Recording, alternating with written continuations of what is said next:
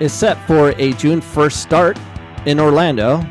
Soccer executives warn that 100 clubs throughout the world will go bankrupt. MLS announces teams for Youth League. And Georgetown University announces budget cuts as it prepares for a $50 million shortfall. Other budget cuts are coming to Northwestern University, University of Akron, Duke, and St. Edward's University. All of this wonderful news on episode 506 on the Coach Cameron Soccer Podcast. Welcome once again to the Coach Cameron Podcast. Thank you for joining me. I hope the information I give you will help inform you on what's going on to the best that I know it. I don't get my information from CNN or the mainstream media. I get it from outliers where they're not really forced to push whatever agenda they're on. I'm not a big fan of that, but I do have some of it, like ESPN. So ESPN announces that June 1st for Orlando training, and hopefully a tournament that starts 3 to 4 weeks later. It states Major League Soccer plans to return to play during this COVID pandemic is solidifying, with the league proposing a summer tournament in Florida involving all 26 teams, sources confirmed to ESPN. So Major League Soccer is scrambling, trying to find a way. How do they deal with what they're dealing with, and how do they survive during this time? Because they don't know what to do. They're scrambling. They're just kind of, let's try to do this. I appreciate that. Go and do, and hopefully you'll have success. And hopefully the Bundesliga, I keep saying the Bundesliga, has success this weekend. Will you be watching? I'll be watching. Everyone needs to be watching. Keep supporting soccer so it doesn't die. Speaking of dying, we have a report from the Pittsburgh Post-Gazette. States soccer executives warn of 100 clubs going through bankruptcy, or they're going to go bankrupt. We'll see. Soccer faces losing many clubs to bankruptcy because of the coronavirus pandemic, a slowdown in the multi-billion-dollar transfer market, and possible defaults on payment from player deals made before the shutdown were cited as concerns in the debate of hosting the FIFA-backed research center on Wednesday. So transfers happen. That's how the smaller clubs exist. They sell players to bigger clubs, and now the payments are going in default, or we don't know exactly what's going on, but not everything's working out as they hoped, and it's going to potentially change the state of soccer throughout the world, because if there's none of those smaller clubs making things happen, it's, developing players, and it's just going to really screw things up. And I'm not excited about any of that. It says 100 or 200 clubs may go bankrupt. That is crazy. MLS has their elite youth development platform. They don't support women or girls. They support boys and men. Nothing wrong with that.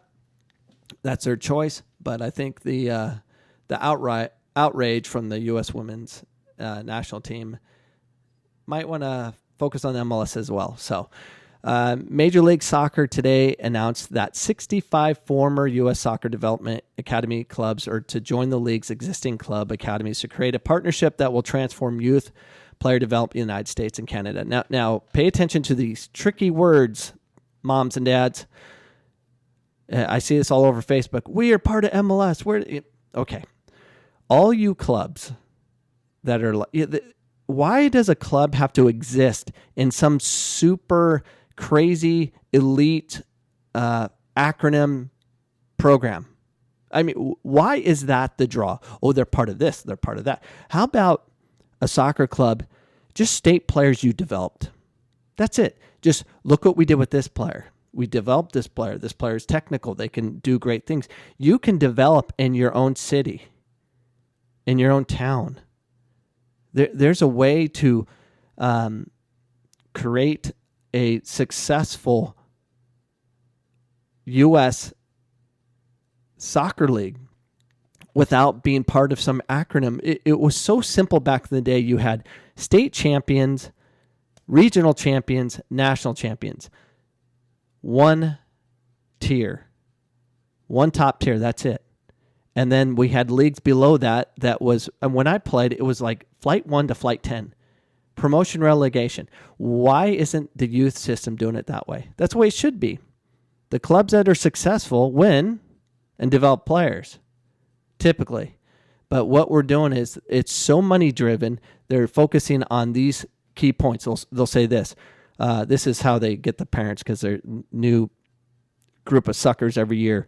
They say, with a focus of maximizing each player's potential, the new development platform will not only provide high-level year-round competition for players, but will provide important programming, education, and innovation in the key areas of player development: player identification, coaching, environment, personal growth, and community outreach. They just throw things together, and I get it. That's kind of how we're trained, through the academic systems in America, is we put proposals together, we make everything look beautiful, but we don't do the work. We can design things and put it on paper, but we don't do the work, and that's a problem. My bullet points would be different. We're going to create technical players. We're going to teach them work ethic, and I like the community outreach. I think hopefully it's about service and developing a human being. I mean, those are things that we really need. But why can't a club just be known for development? This player's amazing because they were developed in this club. But we don't have that. We have clubs that develop players for 4 or 5 years and then cut them and bring on new players that were developed by other clubs or other small communities, and that's how it rolls. It just becomes of the same system. We're part of this. We're going to buy this player, buy that player, whatever. We need a very similar program as they have in FIFA, where if these bigger clubs are going to come steal players, it should be bought and sold the same way. You take it from a smaller club because you're going to showcase them. You're going to pay for it. And that's the way it should be. So these smaller clubs can exist and at least get some funding out of it, but it's not going to be that way. So it's another fake program. It's the same people. So who cares? I don't care about it. But anyways, to the horrible news, Georgetown University, we talked about them before, but they just announced budget cuts as it prepares for a $50 million shortfall.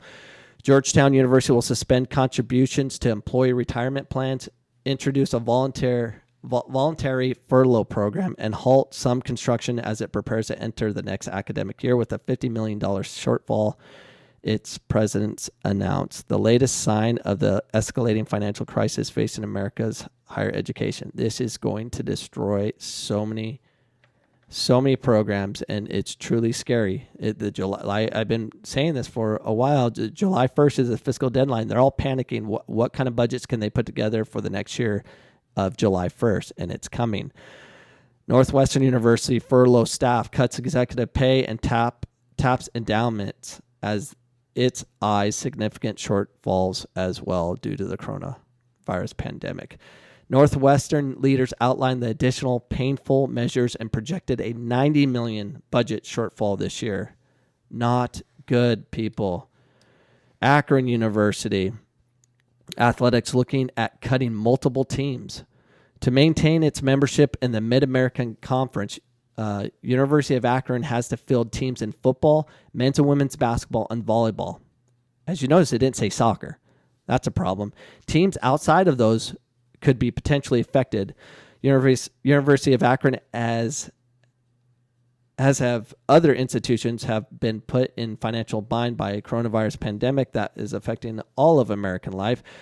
Akron has 19 athletic programs, 8 men's teams, baseball, basketball, cross country, football, golf, rifle, soccer, and track and field, and 11 women's teams, basketball, cross country, golf, lacrosse, rifle, soccer, softball, swimming, and diving, tennis, track and field, and volleyball. So the mid-major athletic programs have struggled in the world dominated by the Power 5 conference and their schools. Just last month, the MAC joined 5 other schools in requesting and relaxing the NCAA requirements for a period of 4 years, according to the Yahoo Sports report from April.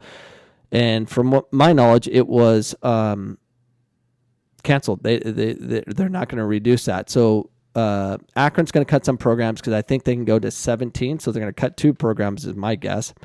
But they're going to keep constantly pushing the NCAA to change that so they can cut a lot of things and start over. That's not good. Duke University paid retirement funds contributions, cut salaries for higher compensated employees. Duke says, from the Duke Chronicles, it says, facing a possible decline in revenues of more than $250 million. What? Duke will suspend university paid contribution to Duke faculty and staff retirement 403 plan and cut salaries for highly compensated employees for the next 12 months, with President Vincent Price and other top administrators volunteering taking larger cuts. Well, at least they didn't say athletics yet, but that is going to be a big deal. But Duke has a lot of donors. They're just going to have to tap into their other funds that they get from donors and whatnot. So, yeah, that is a big deal. Big deal. St. Edward's University, that's going to be a problem as well. They are looking to lay off professors and staff as COVID-19 pandemic causes budget shortfall. Reduction in staff were in the last things we considered and desperately wanted to avoid, Martin wrote. Unfortunately, there was no other way to balance the budget. Thus, the fiscal year 2021 budget includes a reduction of employee positions effective this month. The university said it is expecting to lose 12% of revenue because of the loss of enrollment due to the COVID-19. So it is eliminating some programs and laid off 10% of their staff. Programs, they haven't stated yet. But they're all thinking, and I'm worried that this can be a big deal.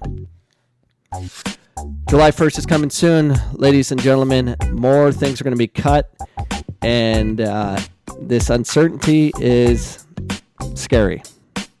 It is. But don't worry. You have the two-year institutions across America that can help you.